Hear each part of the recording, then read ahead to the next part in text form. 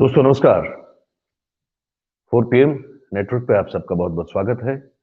मैं हूं आपका दोस्त मयूर जानी और आज फिर हम उपस्थित हैं आपके समक्ष एक ऐसे मुद्दे को लेकर जिसको हमको लगता है कि इस पर चर्चा करना बड़ा जरूरी है। और एक ऐसा मुद्दा है कि कुछ एक बड़ा वर्ग हो सकता है शायद इसको लेकर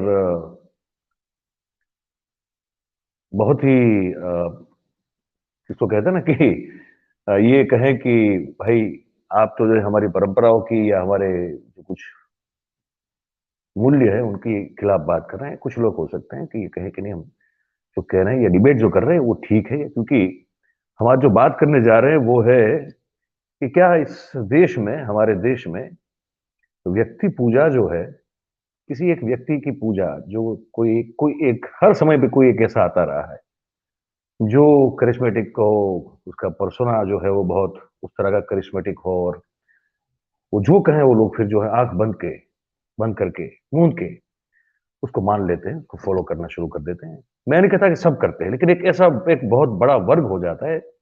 फिर वो जो कहे कि दिन तो दिन कह दे, रात तो रात कह दे, वो एक कल्ट शुरू हो जाता है। तो क्या ये हमारे डीएनए में है क्या? और ये जितने भी एग्जाम्पल की आज हम बात करेंगे तो उन सब एग्जाम्पलों को हम उस तरह से आकलन करने की कोशिश भी करेंगे कि व्यक्ति पूजा जब जब जिसकी भी हुई तो देश को फायदा कितना हुआ और नुकसान कितना हुआ। तो इस पर हमने आज आमंत्रित किया है, आज उनका स्वागत करते हैं। उनका अखिल स्वामी साहब हैं, वो आज हमारे साथ जुड़ रहे हैं इस मामले में बात करने के लिए।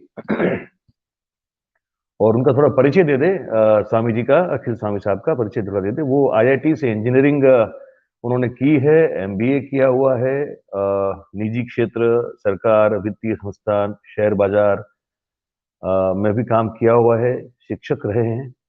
हाँ, जैसे वो एंटरप्रेन्योरशिप जो होती है उसमें भी वो एक, मुझे जो जहाँ तक समझ आ रहा है, वो सलाहकार रहे हैं, अर्थशास्त्र पढ़ाया हुआ है उन्होंने।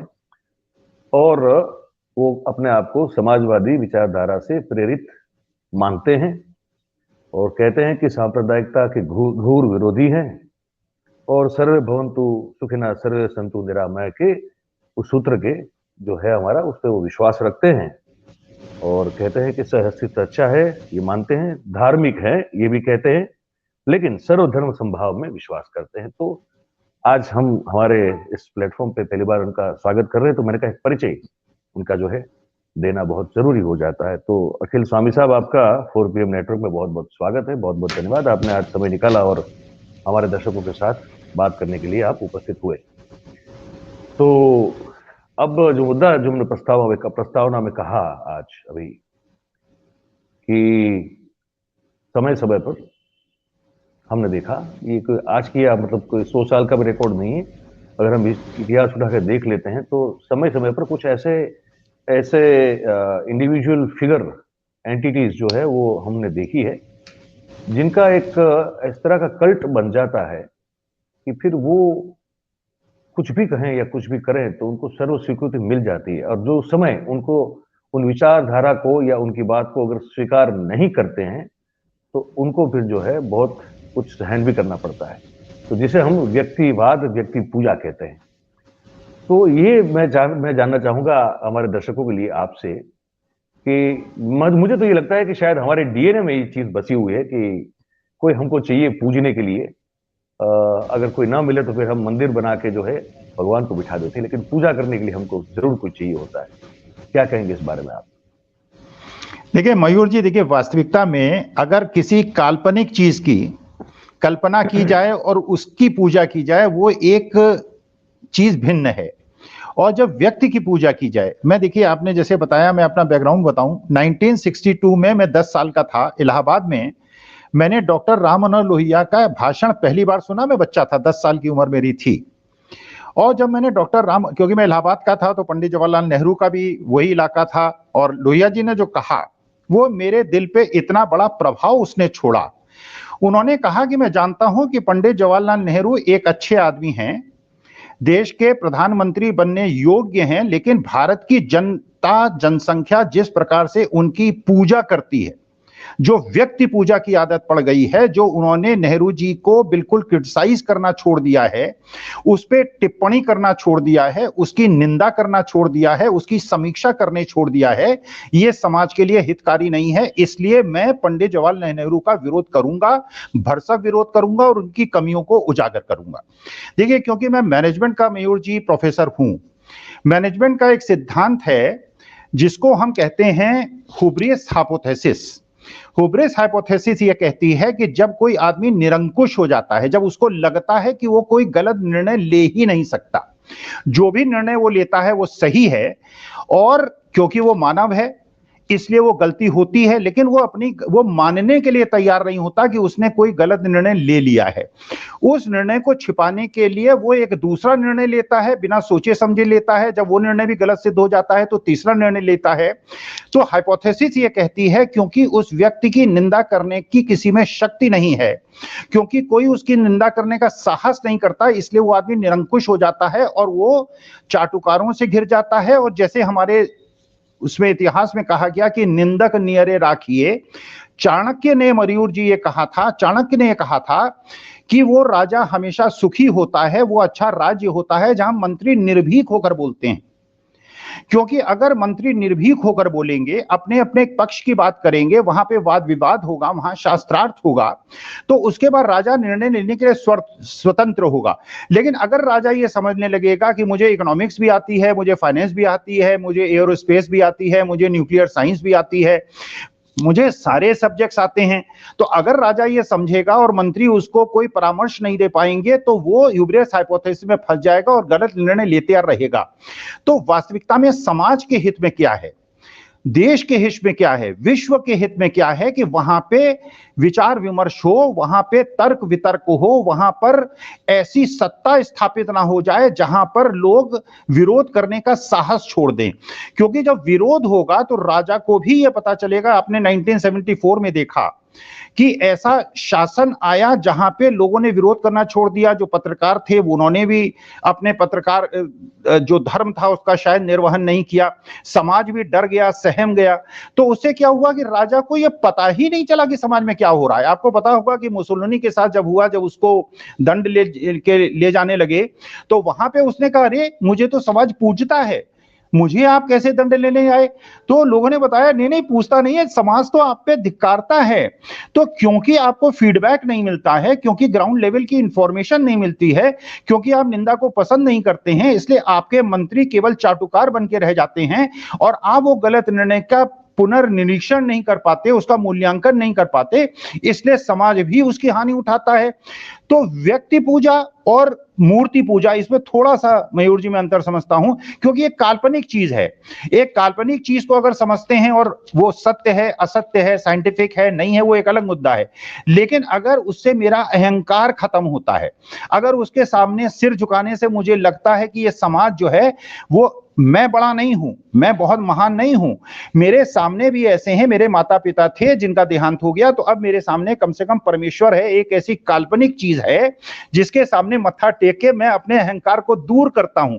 लेकिन अगर किसी व्यक्ति की ऐसी पूजा करने लगूं कि मैं उसकी हर बात को स्वर्णाक्षरों में मान लूं और ये मान लूं कि गीता के वाक्य हैं, तो ये जिस प्रकार की नोटबंदी हुई, जिस प्रकार का लॉकडाउन हुआ, जिस प्रकार से जीएसटी इंप्लीमेंट हुआ, क्योंकि वो ह्यूब्रियस हाइपोथेसिस के अनुसार बार बार निर्णय लगातार लेते रहे कि एक निर्णय की जो नाकामी है उसको दबाया जाए, दूसरा निर्णय लिया जाए, वो गलत हुआ तो तीसरा निर्णय लिया जाए, उससे समाज का नुकसान ही हुआ। मयूर जी जी बिल्कुल, आप जो कह रहे हैं स्वामी जी, मैं बिल्कुल आपसे सहमत हूं इस मुद्दे पे। और मैं इसमें कुछ और चीजें जो है आपसे पूछना चाहता हूं।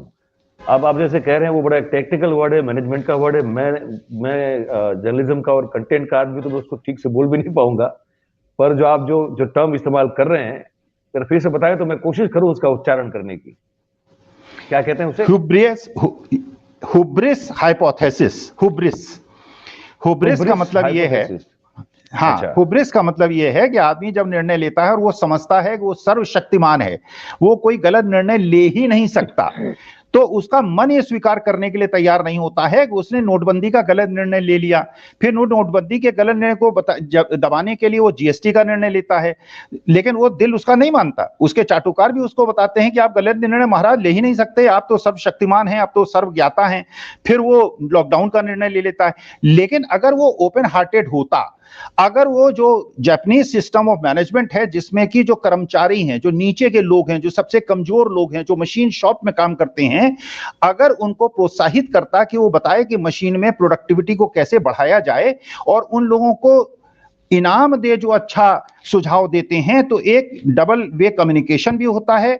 जो शासक है और जो मैनेजर है उसको पता होता है कि जमीनी स्थिति क्या है, और जमीनी स्थिति के अनुसार वो अपने निर्णयों को बदल लेता है और अच्छे निर्णय लेना शुरू कर देता है, क्योंकि वो जनता की बात सुनता है।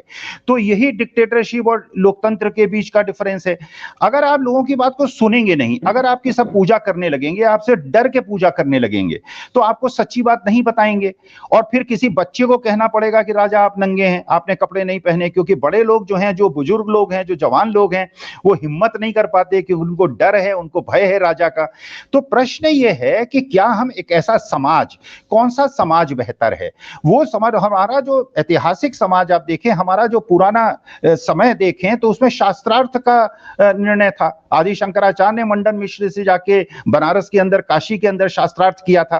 तो शास्त्रार्थ का मतलब ये था कि मैं अपने मत आपको बताता हूं, लोग सुनेंगे, आप अपने मत बताइए, क्योंकि मत मतांतर से जितना ज्यादा डिस्कशन होगा। और मयूर जी, आप तो पत्रकार हैं, एक बार मैंने, आपके पत्रकार मित्र ने ही मुझे बताया कि जहां मूर्खों की सभा हो वहां मुंह मत खोलना, और जहां बुद्धिमानों की सभा हो वहां चुप मत रहना। तो अगर हम ये चाहते हैं कि बुद्धिमानों का समाज भारत बने, जहां बुद्धिमान लोग निर्भीक होकर अपना मत दें, मेरे मत से अलग हूं, बिल्कुल स्वीकार्य है, क्योंकि मैं अंतिम वाक्य मेरा नहीं हो सकता, किसी का अंतिम वाक्य नहीं हो सकता। लेकिन जब ये आदान प्रदान होगा, विचारों का आदान प्रदान होगा, तो आप भी बेहतर नागरिक बनेंगे, मैं भी बेहतर नागरिक बनूंगा। तो ये जो एक प्रकार की हाइपोथेसिस है कि मैं ही श्रेष्ठ हूं, ये तो किसी भी धर्म में नहीं माना गया। हर धर्म में, समाज में ये जो रीतियां बनाई गई, ये जो चीजें बनाई गई, उसमें यही कहा गया कि मेरे अंदर अहंकार नहीं होना चाहिए, और मेरे को यह मानना चाहिए कि मैं सारे विषयों का जानकार नहीं हूं। और ये जो एक प्रकार का ज्ञान है, ये तो अथाह समुद्र है, और किसी बार बाल्टी भर पानी है, किसी बार लोटे भर पानी है, किसी बार तालाब भर पानी है। तो मैं एक लोटा पानी लेके घूम रहा हूं, मेरा छोटा सा विशेषज्ञता छोटे से सब्जेक्ट पे है, और फिर मैं कहता हूं मैं बहुत बड़ा ज्ञानी हूं। अगर आप देखेंगे, बुद्धिमान लोगों के साथ बैठेंगे, ज्ञानी लोगों की बात बैठेंगे, उनकी बात सुनेंगे, तो आपको लगेगा कि आपको कुछ नहीं आता। तो बेसिक इशू ये है जी। तो मैं, क्योंकि उस जो शुरुआत हमारे मुद्दे में की है, मुझे उस पर थोड़ा और डिटेल में जाना है जी। पहली बात तो ये पूछना चाहता हूं कि क्या हम बाय डिफॉल्ट, कुछ हमारा जो इंटेलेक्चुअल साइड का जो डीएनए होता है, क्या हम में वो है कि हम व्यक्ति पूजा के लिए मतलब आतुर रहते हैं, या जो भी हमारा एक बौद्धिक माइंडसेट जिसको कहते हैं, या बौद्धिक कक्षा हमारी जो कहती है, कि उसके डीएनए में क्या है? ये है कि हमको चाहिए कोई व्यक्ति को पूजना, बस कोई भी हो, कहीं कोई मिल जाए, चाहे फिर वो महात्मा गांधी जी भी क्यों ना हो, वहां से शुरू करें, अगर और ज्यादा वापस पीछे नहीं जाते, वहीं से शुरू कर देते हैं। तो हमने ऐसे ऐसे किससे पढ़े हैं हमने।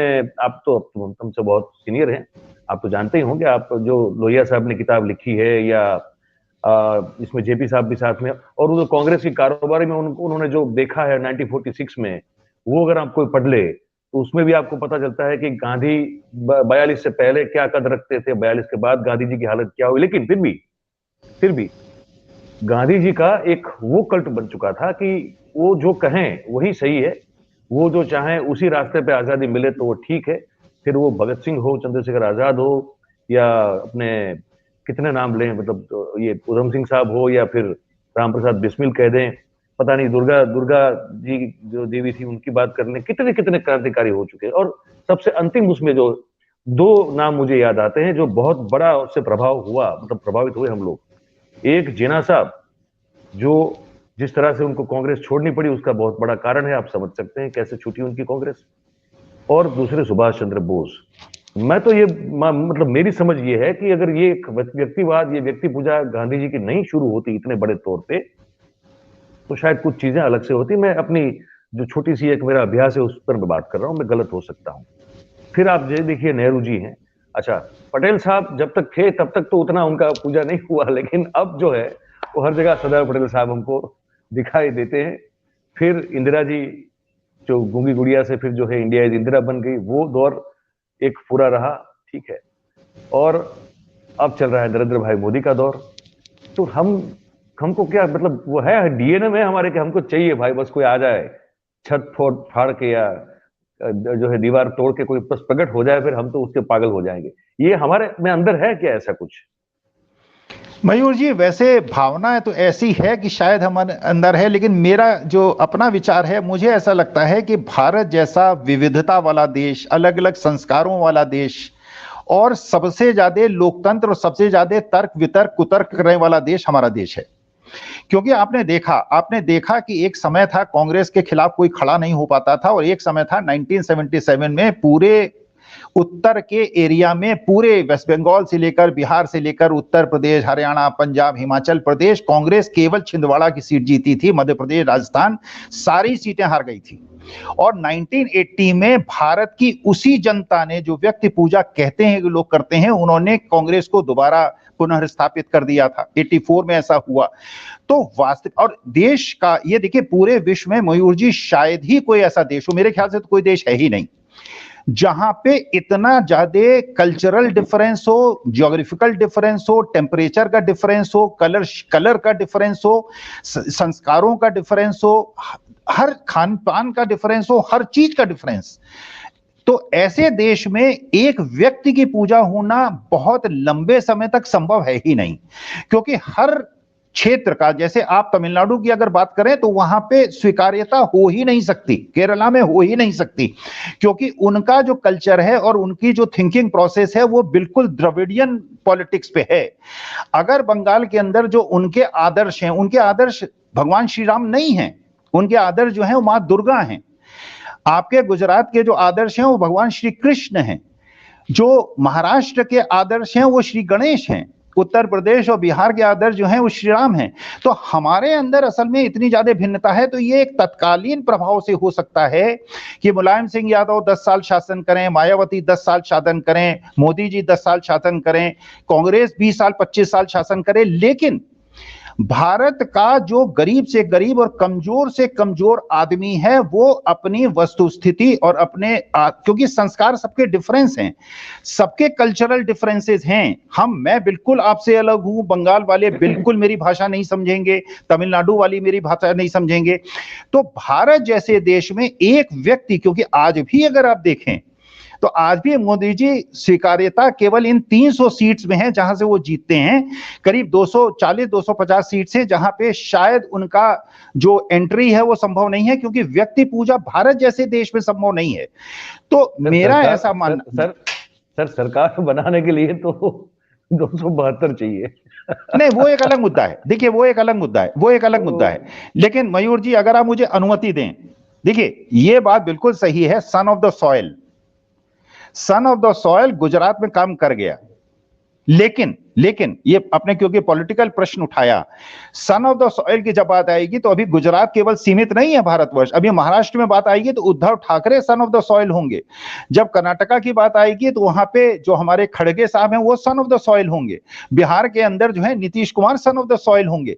तो जब सन ऑफ द सॉइल की बात होगी, जब कल्चरल डिफरेंस की बात होगी, जब अपनी अस्मिता की बात होगी, तो भारत जैसे देश में, क्योंकि ये 2019 में नहीं हुआ, ये 2014 में नहीं हुआ, क्योंकि वहां पे अस्मिताओं की बात नहीं थी, क्योंकि भारतवर्ष में तानाशाही और एक तंत्र संभव ही नहीं है, क्योंकि इतना ज्यादा कल्चरल डिफरेंस है। जो बैकवर्ड क्लासेस में, जो SC ST में, जो सवर्ण क्लास में, अब उसे आप किसी तरह से ओढ़ लेते हैं, किसी तरह से उसे दबा लेते हैं, लेकिन ये जो एक प्रकार की धरती के नीचे का कंपन है और जो हमारी विविधताएं हैं, उनको भारत की खूबसूरती थी कि उसने समेट के रखा था। लेकिन अगर उस खूबसूरती से आप खिलवाड़ करते हैं तो 8-10 साल तो आप उसका लाभ उठा सकते हैं, लेकिन उसके बाद जब ये एक दरार हैं वो दरार दिखने लगेंगी और लोग बैकवर्ड पॉलिटिक्स खेलने लगेंगे, कोई SC ST पॉलिटिक्स खेलने लगेगा, कोई मंडल खेलने लगेगा, कोई मंदिर खेलने लगेगा, तो ये जो एडवांटेज है वो आपका डिसएडवांटेज में भी जल्दी कन्वर्ट हो सकता है। तो क्या, जब आप अभी पहले बात कर रहे थे तो मुझे पूछने का मन हो रहा है आपसे कि जी हमारे जो प्रधानमंत्री हैं नरेंद्र मोदी जी, तो जी वो क्या ये जो आप ह्यूब्रिस हाइपोथेसिस, ठीक बोला ना मैंने? जी हाँ। हाँ, तो क्या उसके वो क्या कहते हैं कि इसको शिकार कहेंगे, या वो उसमें उसके एक केस माना जाए, क्या माना जाए उनको, हमारे नहीं नहीं, प्रधानमंत्री मैं को? तो क्या वो उन्हें वास्तविकता में, मेरा व्यक्तिगत विचार है कि वो बिल्कुल अच्छे एग्जाम्पल हैं इस चीज के। क्योंकि अच्छा, देखिए देखिए इकोनॉमिक्स जो है, अर्थशास्त्र जो है, आपको रघुराम राजन जैसे लोग, आपको रुचिर शर्मा जैसे लोग, आपको ऐसे लोगों की राय की आवश्यकता है। आप इकोनॉमिस्ट हैं, इसके बावजूद आपको अच्छे इकोनॉमिस्ट, आप 10 इकोनॉमिस्ट की बात सुनिए, आप लेफ्टिस्ट की बात सुनिए, आप राइटिस्ट की बात सुनिए, आप सेंट्रिस्ट की बात सुनिए, आप सबकी बात सुनिए, निर्णय आप लीजिए। लेकिन अगर आप ये सोचते हैं कि आप बहुत बड़े इकोनॉमिस्ट हैं, आपको मैं मयूर जी बताऊं, आज तक विश्व के किसी भी देश में नोटबंदी हुई है वो सफल नहीं हुई है। दूसरी जी, बात, मैं इकोनॉमिक्स का थोड़ा टेक्निकल इशू पे उलझाता हूं आपको। जब इन्फ्लेशन ज्यादा होता है तो RBI और सेंट्रल बैंक लिक्विडिटी को कम करता है, जिससे इन्फ्लेशन कम हो जाए, ग्रोथ कम हो जाएगी लेकिन इन्फ्लेशन भी कम हो जाएगा। जिस समय नोटबंदी की गई उस समय इन्फ्लेशन 2% था। जब इन्फ्लेशन अपने लोएस्ट लेवल पे था, आपने उस समय लिक्विडिटी को सुखाकर वास्तविकता में मार्केट से लिक्विडिटी को गायब कर दिया, और जो नोटबंदी का दुष्प्रभाव हमारी GDP पर और हमारी इकोनॉमी पे पड़ा वो आज तक हम झेल रहे हैं। अगर जी, आपने राय ले ली होती, अगर आपने 10 लोगों से बात की होती, अगर मैं समझने लगूं कि मैं सबसे ज्ञानी हूं, मुझे मयूर जी से बात करने की आवश्यकता ही नहीं है और किसी की राय की आवश्यकता नहीं है, तो इसका माने मैं अहंकार के अंदर ग्रस्त हो रहा हूं। और देखिए एक चीज आपसे मैं, मयूर जी वैसे आपका प्रश्न पूछने का अधिकार है लेकिन मैं पूछता हूं, भगवान खाते क्या हैं? भाव। नहीं नहीं, भाव मतलब क्या, भगवान आपका जो भाव होता है उनके प्रति? ना ना, भगवान केवल अहंकार खाते हैं। अच्छा, नहीं, हम तो अलग लेवल से समझ रहे थे। हमारे यहाँ नहीं कहा नहीं जाता है कि भगवान जो है वो भाव के भूखे होते हैं, मतलब कि हमारे नहीं यहाँ नहीं, ये वो कहा हमारे, जाता है। नहीं नहीं मयूर जी, हमारे यहाँ भी कहा जाता है, लेकिन हाँ, भगवान जो हैं, क्योंकि वो न मीठा ग्रहण करते हैं, वो वो वो वो नाश, अगर आपने पूछा होगा किस चीज का नाश करते हैं, तो मैं फिर कहता कि अहंकार का नाश करते हैं देखिए वो, देखिए एक चीज आप अपने जीवन में देखिएगा और किसी भी के आदमी के जीवन में देखिएगा, जिसके जीवन में भी अहंकार हावी हुआ, जो कहा भी किसी ने कि जब नाश मनुष्य पे छाता है पहले विवेक मर जाता है। मर जाता है। जिस दिन अहंकार हुआ कि मैं ज्ञानी हूं, मैं बलशाली हूं, उसी दिन जीवन का ह्रास शुरू हो गया। आप तो खैर गुजरात के हैं, आपको पता होगा, भगवान श्री कृष्ण ने अर्जुन से कहा कि गोपियों को लेकर तुम वृंदावन चले जाओ। गोपियों को लेकर अर्जुन चले, उनके हाथ में वही गांडीव था, वही बाण थे, और भीलनियों ने, राजस्थान की भीलनियों ने गोपियों को लूट लिया, अर्जुन कुछ नहीं कर पाए। वही धनुष, वही बाण। समय होत बलवान। समय बहुत बलवान। तो प्रश्न यह है, देखिए मनुष्य को यह बात भूलनी नहीं चाहिए, यह किसी राजा को नहीं भूलनी चाहिए, यह किसी शासक को नहीं भूलनी चाहिए, यह किसी मनुष्य को नहीं भूलनी चाहिए। यह बात अर्जुन को कृष्ण ने भी बताई, अहंकार नहीं, तुम कुछ नहीं कर रहे हो, तुम किसी को नहीं मार। तो प्रश्न यह है कि जब आदमी के अंदर, आपने कहा कि क्या वो हुब्रिस के रिप्रेजेंटेटिव हैं? हाँ वो हैं।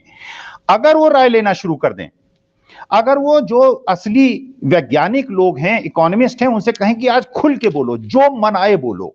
मैं आज आप एक प्रेस कॉन्फ्रेंस करता हूं, उसमें मयूर जी को बुलाता हूं, मैं आशुतोष जी को बुलाता हूं, इनका कोई पूर्वाग्रह हो, ये किसी पॉलिटिकल आइडियोलॉजी को बिलोंग करते हो, लेकिन मैं आज 4 घंटे केवल इनसे, इनके पक्ष सुनूंगा, इनके जवाब दूंगा, या तो ये मुझे कन्विंस करेंगे या मैं इनको कन्विंस करूंगा।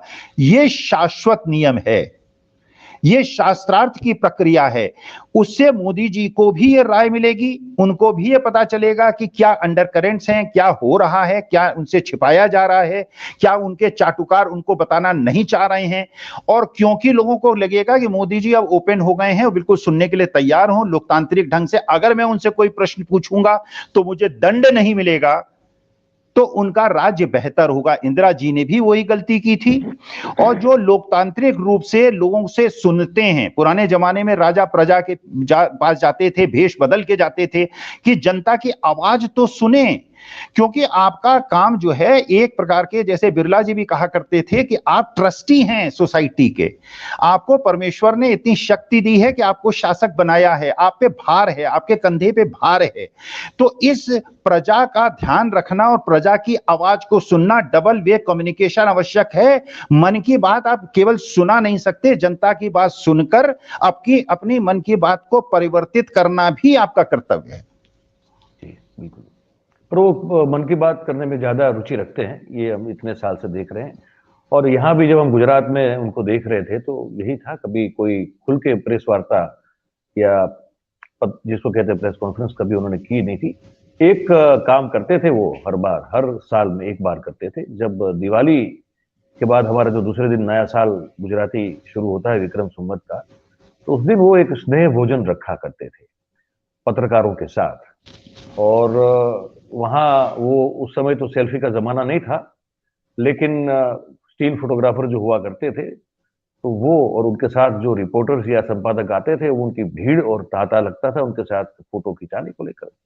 फिर वो एक पूरा एक सामियाना बंधा होता था, वहां पे वो घूमते थे और मतलब बिल्कुल अनौपचारिक रूप से वैसे ही पूछते थे कैसे हो, किसी कंधे पे हाथ रख दिया तो वो 6 दिन तक वो कंधा धोता नहीं था, ये सब होता था।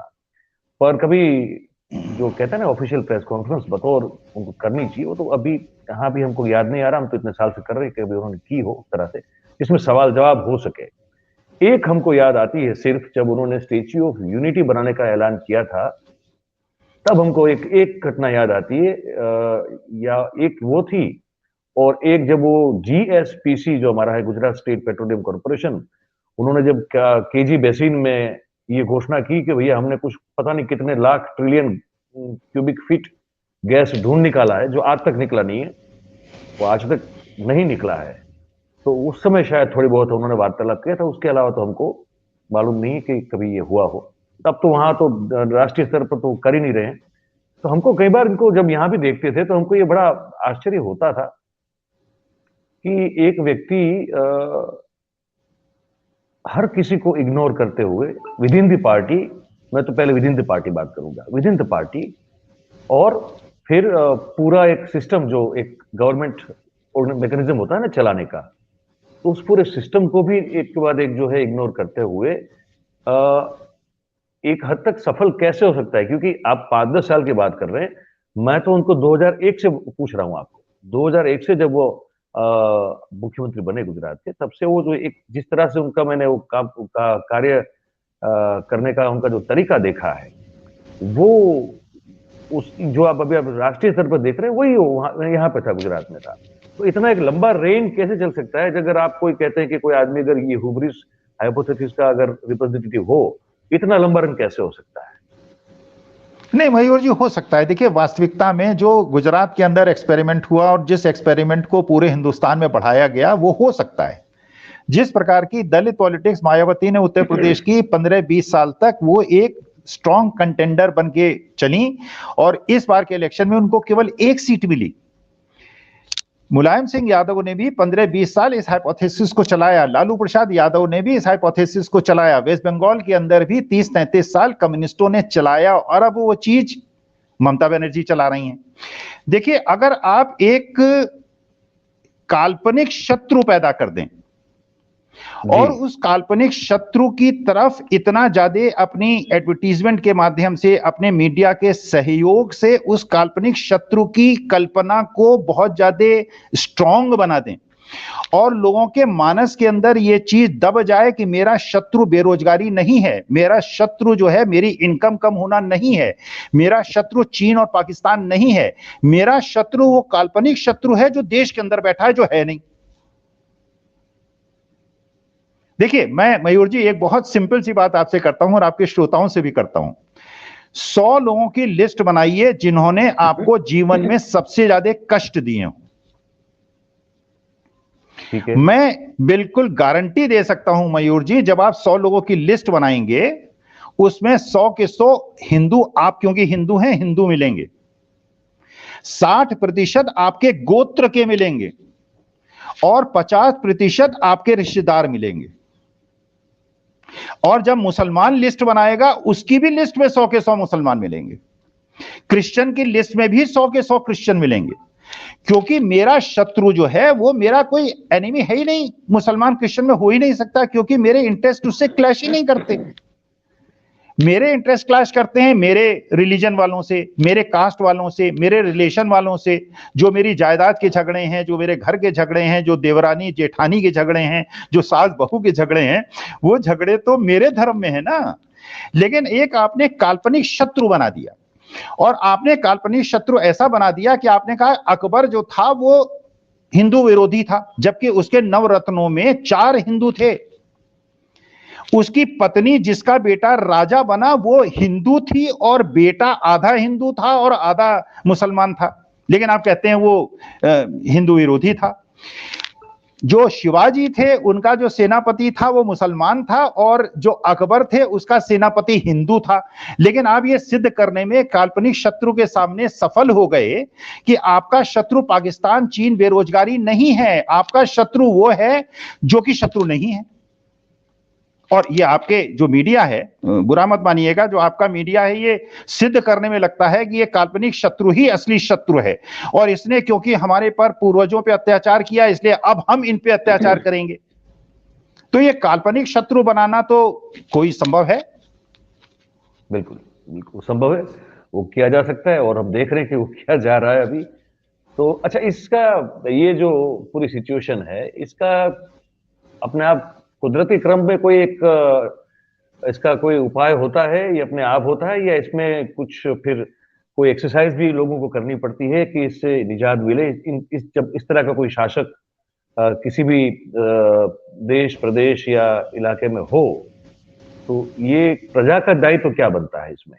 ये फिर कुदरत का जो कालक्रम है उस पर ही भरोसा करके बैठना होता है, या जनता को भी कुछ करना होता है?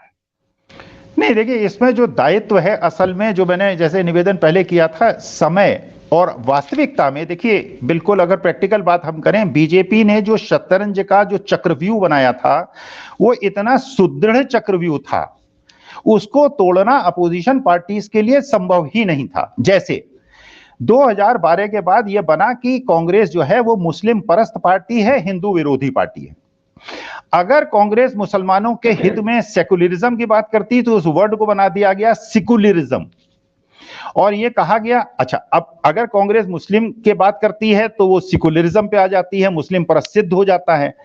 अगर वो हिंदुओं की बात करती है तो मुसलमान को ओवैसी ले जाता है, और हिंदू कहते हैं कि भाई हमारी फर्स्ट प्रेफरेंस तो बीजेपी है, आपको तो हम वोट देंगे नहीं। तो कांग्रेस इस चक्रव्यूह को कैसे तोड़े? आप स्ट्रेटेजिक मैनेजमेंट के हिसाब से सोचिए कि इस चक्रव्यूह को कैसे तोड़ा जा सकता था। एक ऐसा इंप्रेशन बनाया कि राहुल गांधी जो हैं वो युवराज हैं, वो इटली चले जाते हैं, वो अमेरिका चले जाते हैं, वो बैंकॉक चले जाते हैं, और वो हिंदुस्तान में रहते नहीं, सीरियस पॉलिटिशियन नहीं है। अब देखिए जो कुदरत ने किया, अब किसने किया, कैसे किया, किसने स्ट्रेटेजी बनाई? मेरे विचार से, क्योंकि मैंने स्ट्रेटेजिक मैनेजमेंट भी 20 साल पढ़ाया है, स्ट्रेटेजिक मैनेजमेंट के हिसाब से आज जो ये हो रहा है यही एक विकल्प था, क्योंकि लोगों के यात्रा की बात कर रहे हैं आप जी, क्योंकि ये जो मानस में जी जनता के बीच में जो एक मानस बन गया था कि एक पप्पू है और एक विष्णु का अवतार है, और ये जो पप्पू है ये बिल्कुल सीरियस नहीं है, ये बिल्कुल इसे पॉलिटिक्स को लेना देना नहीं है, ये तो राजा है, ये तो एसी रूम में बैठने वाला है, अपने चीफ मिनिस्टर्स को भी अपॉइंटमेंट नहीं देता है। इस परसेप्शन को 4 महीने के अंदर चेंज कर देना एक स्ट्रेटेजिक मेकओवर है। आज की तारीख में उन्होंने देखा कि ये लड़का तो यार लड़कियों से भी गले मिल रहा है, औरतों से भी गले मिल रहा है, बुजुर्गों से भी गले मिल रहा है, गरीब से भी मिल रहा है, अमीर से भी मिल रहा है, 24 किलोमीटर रोज चल रहा है, गर्मी में चल रहा है, ठंड में चल रहा है, बरसात में चल रहा है, और मुस्कुरा के बात करता है, लोगों से हाथ हिलाता है, किसी के जूते के फीते बांधता है, किसी के मास्क पहनाता है। तो ये तो व्यक्ति वो नहीं है। तो ये जो परसेप्शन, एक जो आपने बिल्डिंग की, जैसे एक हमारे मैनेजमेंट में कहा जाता है कि over branding thrills but kills. आप अपने ब्रांड को अगर बहुत ज्यादा उसका प्रचार कर देंगे, जैसे मोदी जी के साथ हुआ है, मेरे को ऐसा लगता है कि हुआ है, आपने एक ऐसा पुरुष खड़ा कर दिया है समाज के सामने कि वो तो गलती कर ही नहीं सकता, वो तो सब सही निर्णय लेता है। लेकिन जब उसकी चोट आपके घर में लगने लगती है, जब आप देखते हैं कि आपकी आमदनी घट रही है, जब आपका बच्चा जो है नौकरी नहीं पा रहा है, जब वो अग्निवीर में 4 साल के बाद रिटायर होके आ रहा है, उसको शादी उसकी नहीं हो पा रही है, तो आप कहते हैं यार ये नहीं कुछ यार इसमें तो चिंतन करने की आवश्यकता है। तो वास्तविकता में जो अपोजिशन के पास केवल एक विकल्प था और जो तरीका था इसको अपोज करने का, पैसा उनके पास उतना नहीं था जितना इनके पास था, मीडिया उनके साथ नहीं था, मीडिया उनको कवरेज नहीं देता था, मीडिया अभी भी चला रहा था कि वो पप्पू है। तो अगर देश के 1 करोड़ लोगों ने देखा कि वो आदमी पप्पू, अगर पप्पू ऐसा होता है जो कि 9 प्रेस कॉन्फ्रेंस करता है, लोगों का मुस्कुरा मुस्कुरा के जवाब देता है, जो रघुराम राजन से भी बात करता है, जो सीनियर आर्मी ऑफिसर्स भी उसके पास जाते हैं, सीनियर ब्यूरोक्रेट्स भी उनके पास जाते हैं, वो दूसरी बात है उनका ईडी की रेट 24 घंटे के अंदर हो जाती है। वो ब्यूरोक्रेट जो कि इसी इन डिस्पेंसेशन के सेक्रेटरी रहे हों, उनका रेट हो जाती है, जबकि उन्हीं की सरकार में उन्होंने काम किया है। लेकिन एक ऑल्टरनेटिव नैरेटिव क्रिएट हो गया है। अभी तक ऑल्टरनेटिव नहीं था, अब नैरेटिव नहीं था। अब आप सोचिए मयूर जी, ये जो नारा है ये किसी बहुत बड़े स्ट्रेटेजिस्ट ने बनाया है, नफरत छोड़ो भारत जोड़ो। आप ये बताइए कि अगर राम जन्मभूमि के ट्रस्ट के जो महामंत्री हैं या जो मुख्य पुजारी जो हैं उनको कोई भी आदमी, मोदी जी से भी कोई पूछेगा कि ये यात्रा ठीक है, हाँ अच्छी है, अगर वो कहेंगे तो नफरत छोड़ो भारत जोड़ो सही है, हाँ है भाई, यही तो वो कहते हैं ना कि भारत टूटा कहां है, यही कहते हैं। लेकिन अभी कौन मुश्किल पैदा कर दी इस स्ट्रेटेजी ने। आज के तारीख में व्हाट्सएप पे अगर वो घृणा फैलाते हैं, विद्वेष फैलाते हैं, तो अब ये कहने वाले हो गए हैं कि विद्वेष है नहीं, ये व्हाट्सएप से फैला क्यों रहे हो, राहुल तो जोड़ रहे हैं, तुम तोड़ रहे हो।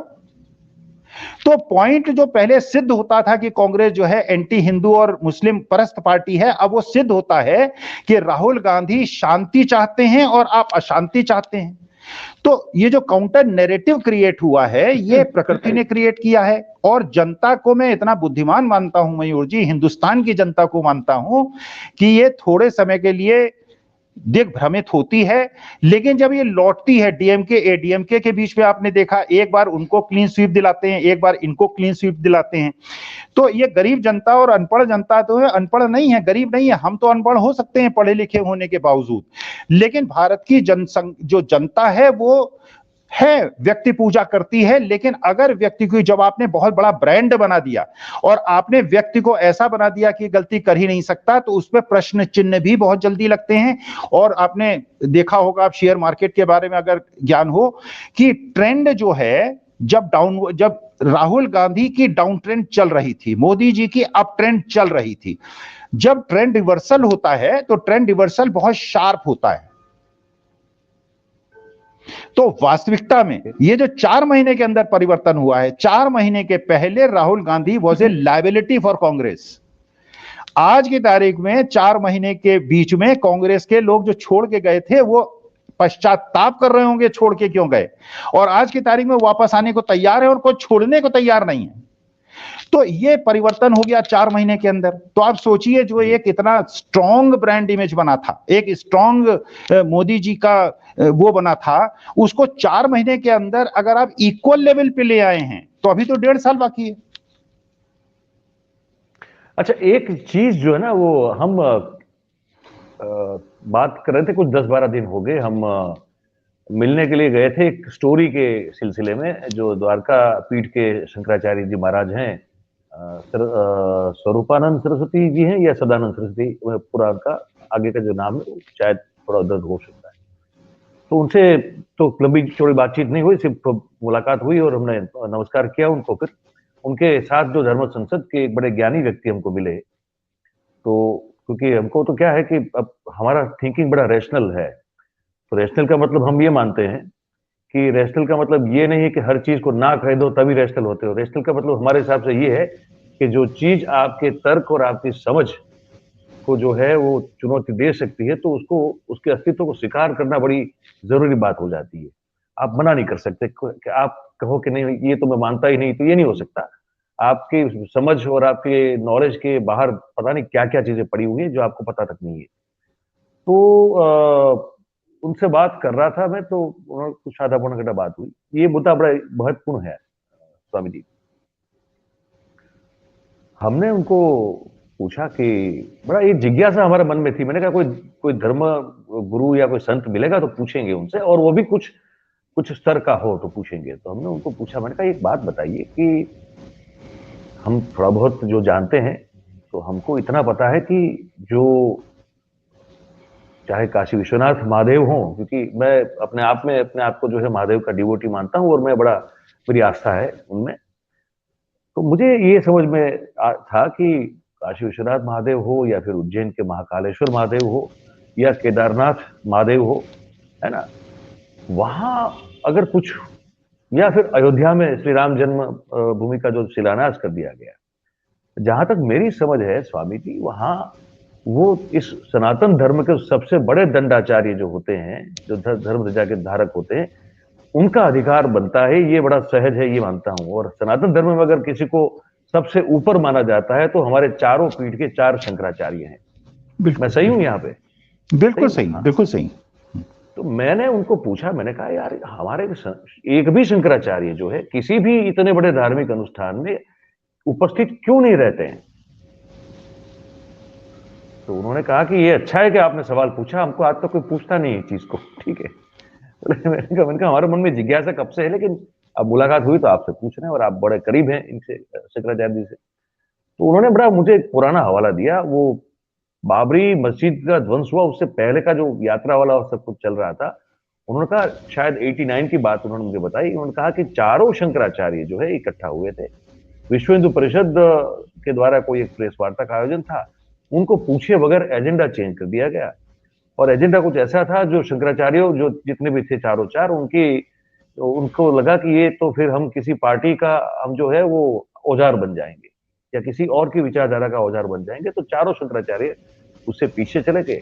उसके बाद कभी भी वो जितनी भी विश्व हिंदू परिषद या बजरंग दल या भारतीय जनता पार्टी या संघ ने जो भी कार्यक्रम किए, उसमें शंकराचार्य जी जो है कभी उसमें शामिल किसी भी पीठ के नहीं होते हैं।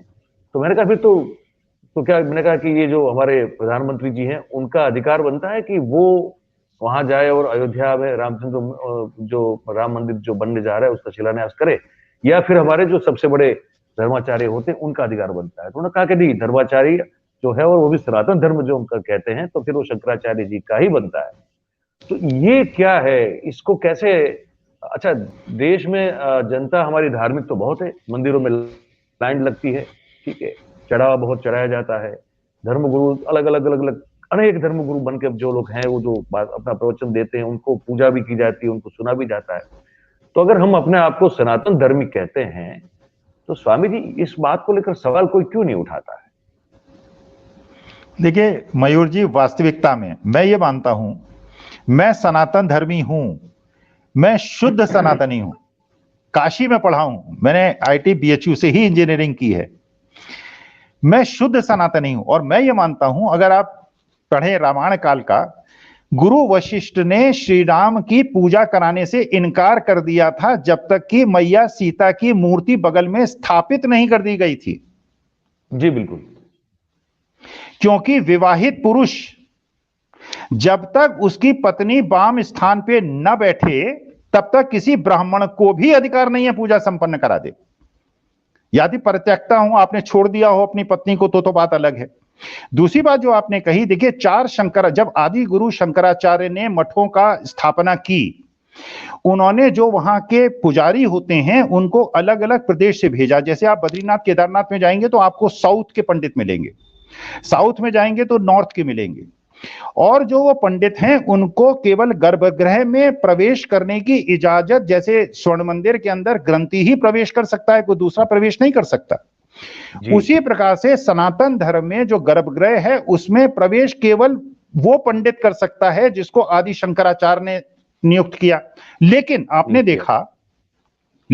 देखा कि वो पंडित जो कि शंकराचार्य की और उस तप भूमि की तप से तपा हुआ व्यक्ति है, उसको क्योंकि वो कैमरे के साथ आ गया, उसको धक्का देके अलग कर दिया गया।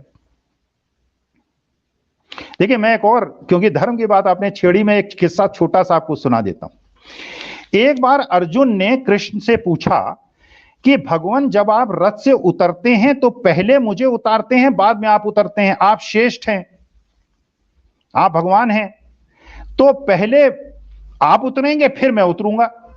कृष्ण ने कहा नहीं नहीं मजाक मत करो, ऐसा संभव नहीं है। अर्जुन ने जब बहुत अनुनय विनय किया तो कृष्ण ने कहा अच्छा ठीक है आज तुम उतर के देखो, पहले मैं उतर जाता हूं। तो जैसे ही कृष्ण ने रथ से नीचे पग रखा रथ में आग लग गई।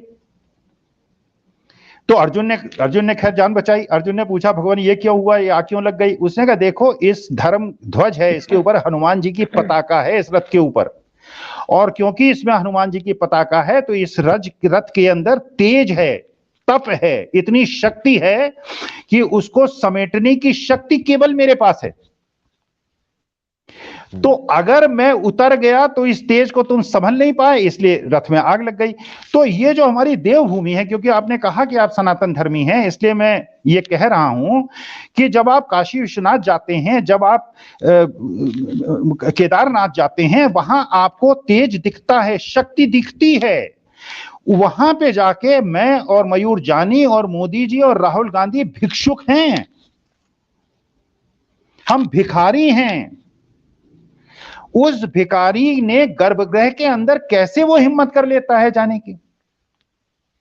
तो मेरी सनातन जो मानसिकता है, मेरा जो सनातन धर्म है, और एक और चीज आपके गुजरात के बारे में टिप्पणी में करूंगा, मैं मयूर जी उस लोगों को 10 लोगों को सनातनी मानता ही नहीं, मैं उनको अधार्मिक मानता हूं जो एक प्रेग्नेंट वुमेन का रेप करते हैं और उसकी 3 साल की बच्ची को पटक पटक के मार देते हैं। मैं इनको हिंदू ही नहीं मानता। जी। मेरा सनातन धर्म, क्योंकि मैं सनातनी हूं, मैं धार्मिक हूं, और जो लोग लिंचिंग करते हैं, जो लोग लड़की का रेप करते हैं, उसको 12 बजे रात को दलित लड़की को मिट्टी का तेल छिड़ककर जला देते हैं, मैं उनको सनातनी मानता ही नहीं। जी बिल्कुल। तो मैं इसलिए ये बात कह रहा हूं कि मैं सनातनी हूं। ये जो धर्म की व्याख्या, एक धर्म की गलत व्याख्या की गई, जो कि स्वामी विवेकानंद ने भी जो शिकागो का भाषण दिया, अगर कोई उसको सुने, और सुबह ही सुबह जब हम कहते हैं सर्वे भवन्तु सुखिनः सर्वे सन्तु निरामयाः, और सब सुखी हो, सब जगह शांति हो, धर्मी भी शांति हो, पृथ्वी भी शांति हो, जल भी शांति हो, सब तरफ शांति हो, और सारे दिन व्हाट्सएप और फेसबुक में हम अशांति पैदा करते हैं, तो हम कैसे सनातनी हैं? नहीं वो बात तो ठीक है, पर मैं थोड़ा इस मुद्दे पे आ जाता हूँ, फिर उसके बाद हमको समाप्त करना है। बस सवाल ये था कि जो ये कितना जायज है कि नरेंद्र भाई केदारनाथ में भी गर्भगृह में चले जाए, काशी विश्वनाथ में भी चले जाए, उज्जैन जो है महाकालेश्वर वहां भी चले जाए, शिलान्यास भी वो खुद कर दे, कितना जायज है, बस ये समझना। नहीं नहीं, बिल्कुल नाजायज है, बिल्कुल नाजायज है, ये अधिकार ही नहीं है उनको परमेश्वर से ऊपर। और एक और चीज मैं मयूर जी कहूं, हर हर महादेव, क्योंकि मैं काशी कहूं, प्रयाग और काशी में मेरी पढ़ाई हुई है, पूरी पढ़ाई मेरी काशी और प्रयाग में हुई है, और तीर्थराज है और जो महादेव का स्थान है, हर हर महादेव के तुलना में कोई भी नारा नहीं लगा सकता सच्चा सनातनी, और न सुन सकता है। अगर कोई कहेगा हर हर मयूर जानी, मैं विरोध करूंगा। केवल हर हर महादेव, केवल हर हर महादेव, महादेव के आगे पंडित जवाहरलाल नेहरू, महात्मा गांधी, अब्राहम लिंकन कुछ नहीं, महादेव सर्वोपरि, उनके ऊपर कोई नहीं। लगा है ना, लग भी रहा है, आज भी लग रहा है। सर मोदी, ये लोग सनातन धर्म को समझते नहीं हैं, ये हिंदू धर्म को जानते नहीं हैं, इनको हिंदू धर्म पता नहीं है। सही है। महादेव के तुल्य कैसे कोई हो सकता है? यही बात है, बस ये एक चर्चा इसलिए हमने की आज स्वामी जी कि हम जैसे आपको बड़ी आशा और उम्मीद है कि नहीं हमारी जो ये भिन्नता और डाइवर्सिटी जो है वो एक हद से ज्यादा जो है ये ह्यूब्रिस हाइपोथेसिस को सहन नहीं कर सकती है। हम आशा करते हैं कि ऐसा हो, किसी भी मतलब एक, अभी इस काल की बात नहीं कर रहा हूं मैं, तो एक इन जनरल बात कर रहा हूं। अभी का काल जो हम देख रहे हैं, तो उसमें वो जो मलिक साहब का हमको किस्सा याद आता है कि वो गए थे जब किसानों का आंदोलन चल रहा था, उन्होंने इस चीज को जो है टेलीविजन में सबके सामने जो है मीडिया समक्ष बात करते हुए कहा है। तो वो राज्यपाल स्तर का व्यक्ति वो कह रहा है कि जब उन्होंने कहा नरेंद्र भाई को ये कुछ कीजिए हुजूर, ये सब ठीक नहीं हो रहा है। तो उन्होंने कहा कि मरना है तो, ऐसा कुछ बोला ना, मरना है तो मरे, मेरे लिए थोड़ी मर जी रहे हाँ, हैं, मेरे समथिंग लिए लाइक थोड़ी दैट, मरे हैं। जी हाँ, जी हाँ, मेरे जी लिए हाँ। थोड़ी मर रहे हैं। तो ये जब सुना तो बड़ी मन में जो है बड़ी पीड़ा भी हुई, चिंता भी हुई कि ये अगर बोलता है, अगर देश का सबसे बड़ा आदमी, सबसे जिसके हाथ में देश की कमान है, तो फिर तो कुछ बहुत बड़ी गड़बड़ है। नहीं, तो इसका एक मतलब है ये है। मयूर जी, अहंकार, अहंकार, अहंकार जी बहुत बिल्कुल ज्यादा हो गया है। जी, तो अहंकार बहुत एक ज्यादा हो ये गया मुद्दा, है। एक ये मुद्दा रहा। तो फिर हमको इस पर सोचने में मजबूर होना पड़ा, मजबूर इसलिए होना पड़ा कि भाई तो ये, तो फिर जो है इतनी प्रशंसा, इतनी तारीफ, इतनी बढ़ती हुई कहा जा रहा है लोकप्रियता किसी एक व्यक्ति की कैसे हो सकती है जो अ, भला तो दिखता नहीं है उतना, जो कुछ हो रहा हो देश में उनसे, निर्णय जो है उनके जो है बैकफायर हो रहे हैं, कई बार उनको यू टर्न लेना पड़ता है। तो ये क्या व्यक्ति, इसलिए मन में सवाल पैदा हुआ स्वामी जी कि क्या हमारे डीएनए में व्यक्ति पूजा है कि हम करते जाते हैं, करते जाते हैं, करते जाते हैं। तो इस पूरे कार्यक्रम का जो बीज जो था वो यहाँ से उत्पन्न हुआ था, पैदा हुआ था कि हमको लगा कि ऐसा तो नहीं है कि हम बस कोई मिल जाए बड़ा एक एक ऐसा व्यक्तित्व को हम फिर पूजा करना शुरू कर दे। तो ये हमारे डीएनए में तो नहीं है देश के, ये नहीं नहीं, कहना ये नहीं पूछना है। और चाहता आप हूँ देखिएगा, अंतिम। अच्छी सुबह होगी, अच्छा समय आएगा, भारत जो है लोकतंत्र ही रहेगा। भारत जो है वो गांधी, नेहरू, बुद्ध का, महावीर का ही देश रहेगा। हम प्यार और शांति से रहेंगे। हम विद्वेष को बहुत दिन सहन नहीं कर पाएंगे। ना साउथ नॉर्थ का डिवाइड होगा, ना हिंदू मुसलमान का डिवाइड होगा। हम एकजुट रहेंगे। और जो इस प्रकार की धार्मिक विद्वेष के आधार पर राजनीतिक आधारशिला रखी गई है, मुझे ऐसा लगता है कि भारतवर्ष इससे निकलेगा और पूरे विश्व का मार्गदर्शन भारत फिर करेगा। चलिए सर, आपने बात की हमसे इस मुद्दे पर और हमने बहुत खुल के बात की है। करीबन मेरे ख्याल से अब 55 मिनट हो गए हैं और बड़ी मुझे लगता है कि रुचिकर बात हुई है, विथ सम सब्सटेंस बात हुई है हमारी आज। और दर्शकों को मैं आशा करता हूँ कि हमारी बात पसंद आई हो, और जो लोग उसके बाद भी देखेंगे जो, तो उनको भी ये बात पसंद आए। आप अपनी कमेंट जो है हमको बिल्कुल किया कीजिए, और आप उसको लाइक करें तो हमको बहुत अच्छा लगेगा। आप अगर इसको सब्सक्राइब नहीं किया हो तो कर दीजिए, किसी और अपने आसपास के लोगों को करवाना चाहे तो बहुत अच्छा रहेगा। और भी अच्छा लगे तो इसको शेयर जरूर कीजिए, ताकि हमारी बात जो है जितने हो सके उतने ज्यादा लोगों तक हम पहुंचा पाए, और आप भी जो है हमारे सहभागी इस पूरी बातचीत के बने। तो बस आज के लिए अभी इतना ही है दोस्तों, और फिर मिलते हैं दूसरे मुद्दे के साथ, बात करते रहेंगे। आप सबको शुभ रात्रि। Thank you very much. नमस्कार।